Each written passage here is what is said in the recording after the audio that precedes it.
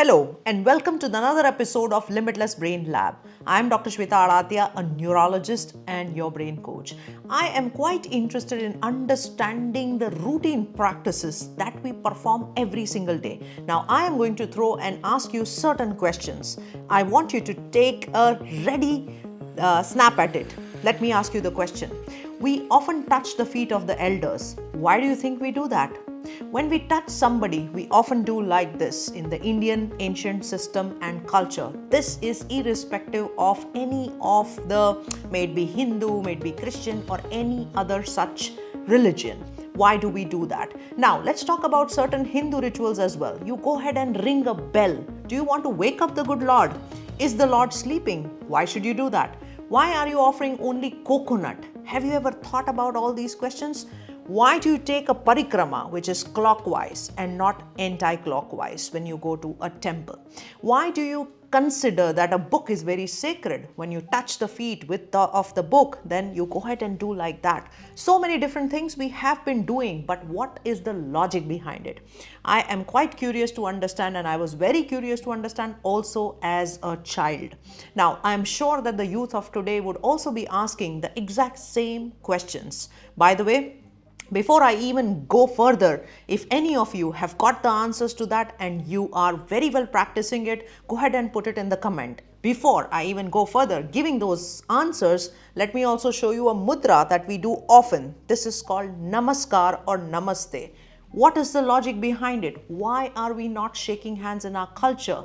Why aren't we doing the bowing that a Japanese does? Why is there no other means of salutations? Why is greeting done with the namaste? So many little things. What is the science behind it? What is the spirituality behind it? So I'm going to introduce you a beautiful book called In Indian Culture, Why Do We?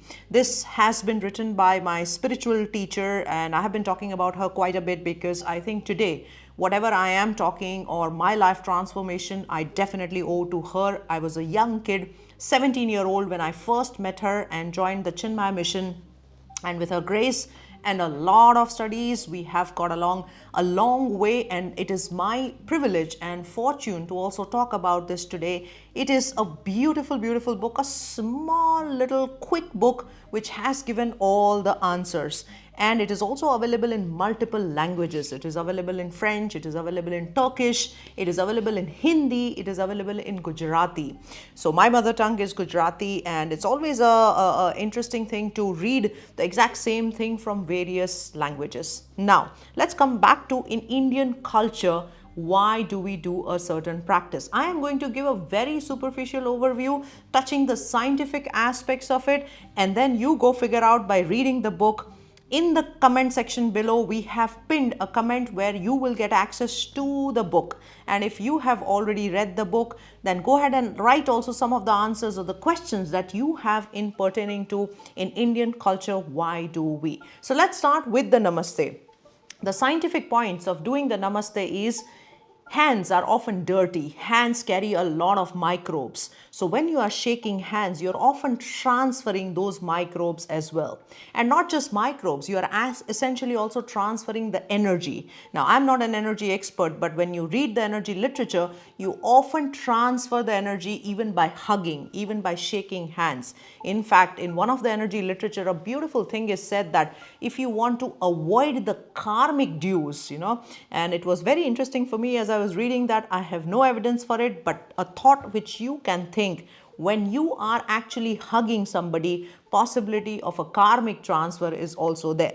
Now, anyways, that's aside, but let's come back to the Namaskar Mudra. The easy reason why we do that, number one, is scientifically to avoid the contamination. The second point is that the ego in me and the ego in you are now combining together. We are not connecting to each other through individual egos, but we are now surrendering ourselves to the bigger purpose, and we are joining hands for a bigger cause. So it is like the invocation of the Lord within you, or the higher purpose within you and the higher purpose within me coming together for a reason. Very simple logic, but a profound scientific logic and a spiritual logic. Now, I was telling you that why do you need to do a parikrama? Why can't you go anti-clockwise? Why do you need to go clockwise? So anything in the literature, in the good ancient literature, it mentions very clearly that Lord or the God is the center of the universe, is the center of the focus. And anytime when you have to do anything righteous, anything which is truthful, anything which has a meaning and a purpose, you always take a clockwise turn. So considering that the Lord is the center of your focus, of your life, of your universe, you take a turn which is clockwise, making sure that all the qualities are getting imbibed as you do that. And of course, you chant certain mantras, yani kani cha papani. That means you are exhausting and burning all the papa karmas that you have accumulated. Now, why do you need to actually go ahead and offer a coconut? Why can't you offer any other fruit? Coconut is a very, very special fruit. It is one of the scientific marvels. It takes in the salt water and then converts into the sweet water. We all come across through situations which may not be happy situations. There can be issues, there can be challenges, there can be problems, but are you able to translate those challenges into a sweet personality? Are you to avoid reaction and respond? Well, the coconut reminds us of this kind of a personality and this kind of a quality. Well, the coconut plant has multiple medicinal values.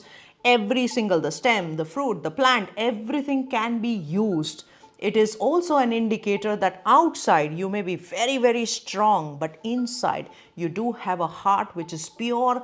Inside, the purpose, the connection with the people that you make is often pure and purposeful. So the coconut is a significant indicator of that. Well, there are many other reasons which is available right here in the book. Now, it is our duty and obligation and responsibility to know something when we are doing something. Touching the person, when you touch somebody with the feet, particularly, that is considered to be inauspicious. And why is it so? Because the other person also embodies the same Paramatma, the same Lord, the same consciousness as you do. And with that respect, with that feeling of reverence, is when you touch that person's feet again, stating that you are acknowledging the presence of that good Lord. So it is very simple and easy way in which we are recognizing, we are acknowledging, we are making sure that we are giving due credit to every single small little ritual that we do. Now, as I was mentioning, why is there a lotus, in the temples? Why there should be a certain type of a ritual? For example, the arti which is performed. Why should there be a certain type of a way in which we blow the conch? Or for all you know, why should we blow a conch? We can go ahead and use any other thing, why just the conch? Well, conch has been suggested scientifically to improve your pulmonary capacities. Your lung capacities can be increased by the blowing of the conch.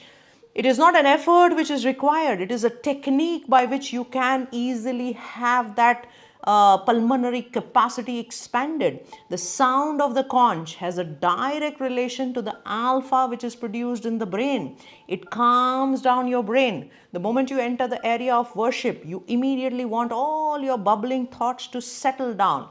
And hence, right from when you enter the temple to every single the procedure which is done, everything was very scientifically thought about. And it is our actually fortune and privilege that we can be a part of such rituals. Thank you to everybody who has connected from the entire world. Together, we create magic. Together, we heal people.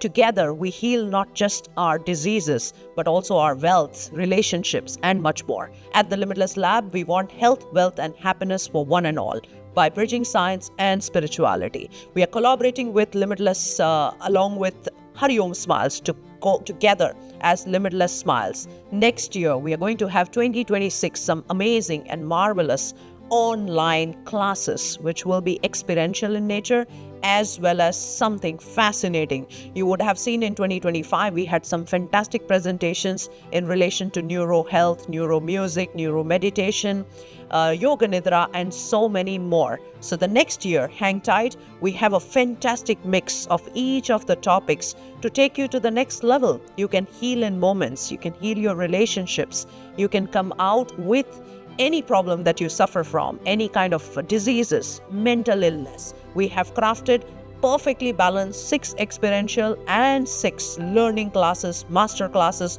only for you. So join us today for the Limitless Annual 2026 Smiles Pass, which is going to be available only for 100 people, as we want it to be a close and collaborative call together. You and me heal together, and we heal together the world. So come join us on this beautiful journey ahead together, and let's have 2026 to be the best year of our life.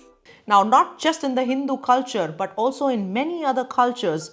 You look at the Chinese culture, Tibetan culture, you look at Egyptian culture. So many cultures have different nuances, and every single nuance has a significant scientific purpose to it. The entire purpose and vision and mission of Limitless Brain Lab is that we bring in the bridge between the science and the spirituality for everything. And the younger generation of today needs more such purpose, more clarity, and the why behind doing the things. So if you have youngsters at home, and if you have also people whom you know who are younger, who have been questioning to you this, go ahead and grab the book, and not just grab the book, go ahead and write to us also your thoughts and what you have been also understanding, because every single ritual we can have an entire session based on it. So stay connected, stay tuned with us. Your every single message means a lot to us at the lab.